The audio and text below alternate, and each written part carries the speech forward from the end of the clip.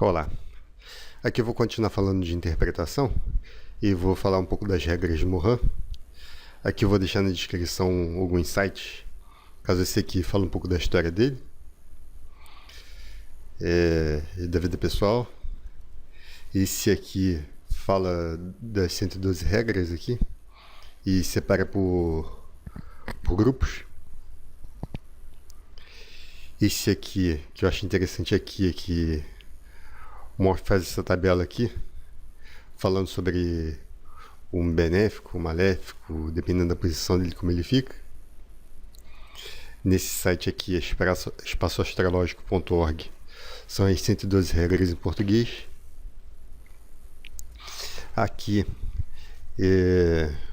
os dois mapas que eu vou usar como tema. Essa família aqui, no Astra.com, fala que esse aqui é um pai, que ele matou a esposa e as filhas, depois se matou. E esse daqui fez a mesma coisa. Matou as duas filhas, a mulher, depois se matou. Para ficar temas parecidos.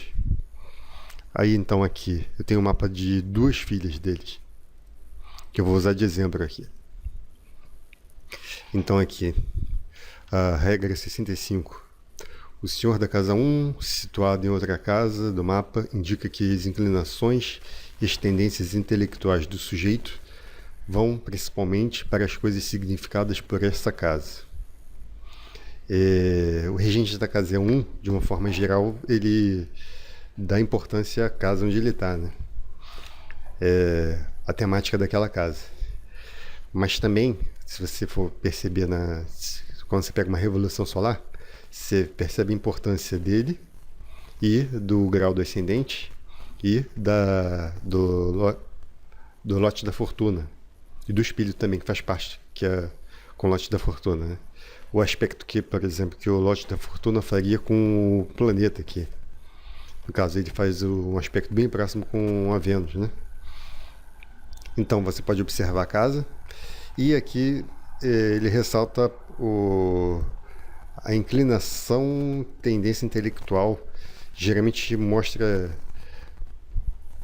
aqui, no caso, que o ascendente seria como se fosse o corpo físico e a parte interior, a psicológica, mostraria pelo regente do signo, né?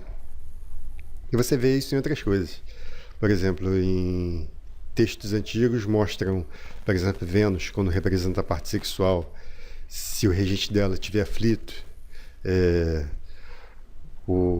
a escolha sexual da pessoa pode ser a causa de problemas. Quer dizer, aqui o regente da Vênus, né? Que vai mostrar, no caso aqui, vai mostrar a parte psicológica. No caso dela, está acontecendo isso, na parte de Vênus, regente de Mercúrio. Está bem aflito aqui. A escolha sexual traria problemas.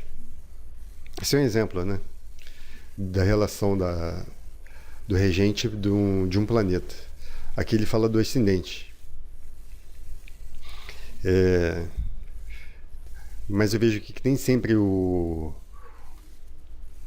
importante é a posição da casa ou do signo, e sim os aspectos que faz com os outros planetas, os lotes que quando ele faz aspectos, né? Se ele está aflito por um dos dois maléficos aqui, ou algum maléfico ocidental, né? No caso, Vênus, aqui nesse mapa aqui, ele, apesar de ser um benéfico natural, ele está agindo como um maléfico aqui. Até a parte da prosperidade, que é feita com Júpiter, está em conjunção com a parte da fortuna aqui. Está aflita também. Mas aí nós não vamos entrar em detalhes desse mapa. Regra 69. O senhor da casa 1 ou da 10 em exílio ou queda constitui uma circunstância particularmente nefasta. É aquilo, como eu disse, né? A gente tem que observar as condições gerais dele. Só o signo que está não fala muita coisa. Então aqui, regra 70. Quando o senhor da casa, de uma casa qualquer, está situada na 8, indica por este fato que a morte do sujeito será causada diretamente pelos seres ou pelas coisas significadas pela casa onde ele domina. Nessa regra aqui, o que ele quer passar são duas coisas, né? Primeiro, que a casa que ele rege, que o planeta rege, que o planeta domina, né?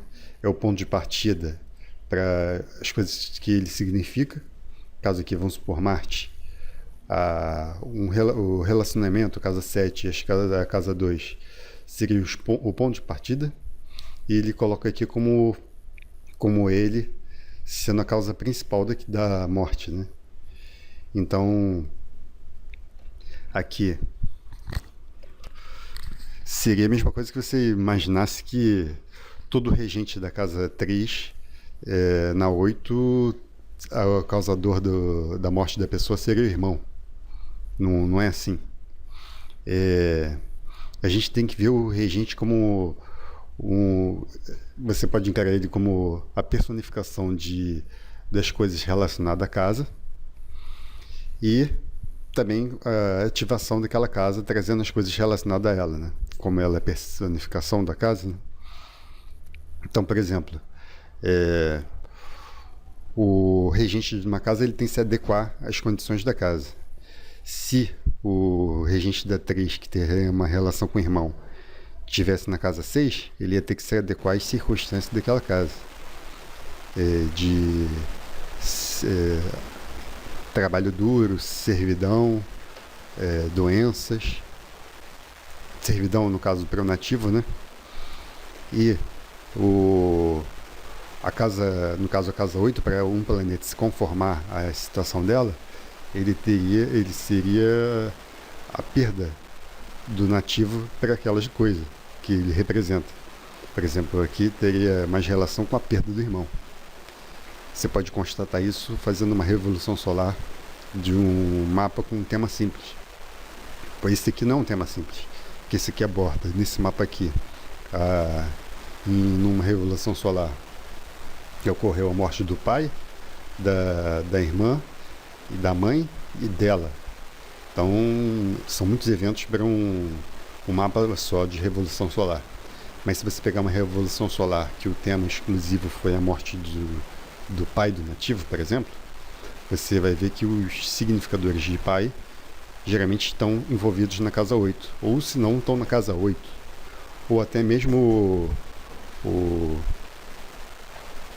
o regente da revolução solar está na casa 8 e está apontando para a casa 8, né? Está regendo o planeta casa 8. Por exemplo, seria uma revolução solar aqui com regente em Gêmeos, mostrando a relação de perda, ou até mesmo morte do nativo, mas no caso aqui, as coisas que a pessoa perde ficariam na casa 8. Essa teoria você pode comprovar na prática vendo as revoluções solares, né? Então aqui na regra 70, quando o senhor da casa, de uma casa qualquer, está situada na 8, indica que por este fato, não, estou repetindo, na questão 71, o senhor da casa 8, situado em qualquer outra casa, indica que a morte do sujeito será causada pelos seres ou coisas significadas por essa outra casa. Aqui, se não me engane, na compilação de Henry Selva, se não me engano são os axiomas, ele fala que a casa 8 não pode ser ponto de partida para nada, porque seria a morte da pessoa, na teoria dele lá. Aqui também cairia naquela história de generalizar muito e deixar a coisa boba, né? No caso aqui, quando um regente numa casa é ativado, significa perdas. Então o regente da 8, no caso você vê a significação dele, ele sendo ativado, tem uma relação com perdas, não necessariamente morte. O que qualifica a morte no mapa é o lote da morte. Aqui. Mohan ele só considerava a parte da fortuna. Ele não considerava os outros lotes. E o lote da morte é essencial para você ver esses detalhes relativos à significação de cada coisa no mapa. Então aqui, o lote da morte está aqui. ele está a 28 graus de Capricórnio, mas ele está, aqui está o lote do pai diurno, está a exatamente 90 graus aqui desse lote, está fazendo um aspecto, né? E aqui tem o diurno e tem o noturno. Aqui vamos fazer uma comparação desse mapa com o outro, para mostrar que os dois lotes é interessante você dar uma olhada, que os dois têm aquele tipo de energia voltada para o pai. Então aqui a morte está ligada diretamente ao pai, e o sol também tem uma ligação com o pai, porque ele aspecta também o sol. Mas qual seria, no caso, um mapa que a pessoa poderia morrer do coração, né? Porque o sol tem também relação com o coração. Já esse lote da morte não faria aspecto com o lote do pai. Ele faria direto com o sol.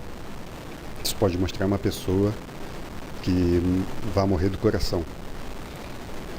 Aqui você vê que a morte está relacionada ao pai. E outros detalhes aqui do mapa que eu não vou entrar porque senão vai ficar muito complexo aqui. Você vê aqui, ó, também que o lote da doença é um lote ligado a Marte e Saturno, está aqui junto em conjunção com o Sol, que é o pai. No caso desse lote aqui, o regente dele é Saturno, e o regente, apesar de não aspectar Saturno, ele continua sendo regente dele. Ao contrário da teoria que o pessoal fala que o regente de um lote tem que estar aspectando ele para funcionar. Isso não é verdade, você vê na prática que não é. Esse aqui é o verdadeiro anareta do mapa aqui. Porque quando o Sol, ele progredido, chegou em conjunção com Saturno, ela morreu. E entre outras coisas. Mas aqui não vou ter que entrar num tema exclusivo sobre esse mapa ou morte específica de determinado caso aqui. Eu só vou mostrar aqui esse outro mapa da outra menina aqui, que mostra aqui. Aqui vai ter uma coisa interessante. Nesse primeiro mapa aqui, o Sol é o mais forte aqui. E Saturno está debilitado aqui. Então, aqui você vê, mostra mais claramente o lote diurno daqui, nessa descrição. Esse aqui também ajuda a descrever. Nesse caso aqui, o Sol ele está fraco, está no signo ruim para ele, e o Saturno, além de estar domiciliado, ele está angular. Então o Saturno aqui nesse mapa é o mais forte, apesar de estar de dia, né? Aqui você, teoricamente, seria a parte do pai diurno. Mas você vê aqui que a parte do pai diurno faz sentido e o noturno faz mais sentido ainda. Porque ele, ó, tá 22 graus aqui e ele aspecta aqui a parte da morte também. Tá a 18, diferença de 4 graus. Faz uma ligação entre as coisas. E depois eu vou entrar num tema mais específico em relação à morte do nativo e alguns casos diferentes de morte, né, para exemplificar a história aqui. O interessante é sempre a gente estudar ele em relação a outros métodos preditivos, como progressão secundária, trânsito e revolução solar, para entender melhor se é válido determinadas regras ou não. Isso aí, para o vídeo não ficar muito longo, eu vou continuar no próximo vídeo. Tchau, tchau.